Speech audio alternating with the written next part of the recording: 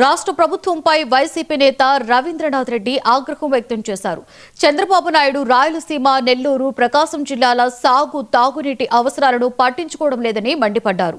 రాయలసీమ, నెల్లూరు, ప్రకాశం జిల్లా సాగు, తాగునీటి అవసరాలు తీరాలి అంటే రాయలసీమ ఎత్తిపోతల పథకం సాధించి తీరవలసిందేనని తేల్చి చెప్పారు. ఈ పథకం సాధనే లక్ష్యంగా రేపు చెలో పోతిరెడ్డిపాడు కార్యక్రమానికి పిలుపునిచ్చినట్లుగా వెల్లడించారు. ఈ కార్యక్రమాన్ని విజయవంతం చేయాలని సూచించారు. దీని ద్వారా చంద్రబాబు నాయుడులో వణుకు తెప్పిస్తానని ఆయన హెచ్చరించారు.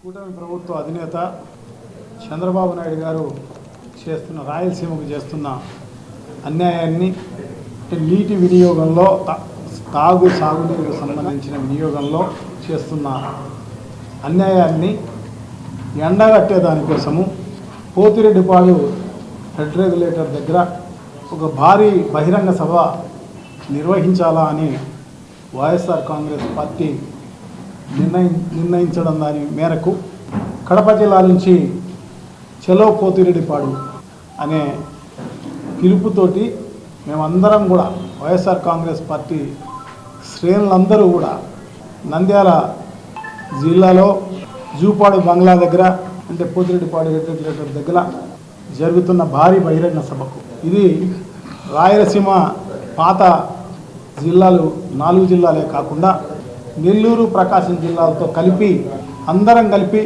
పెద్ద ఎత్తున జరుగుతున్న అన్యాయాన్ని ప్రజలకు, ప్రభుత్వ దృష్టికి తీసుకొచ్చేదానికి వీలుగా ఈ కార్యక్రమాన్ని చేసే కార్యక్రమం జరుగుతోంది. కూటమి ప్రభుత్వ అధినేత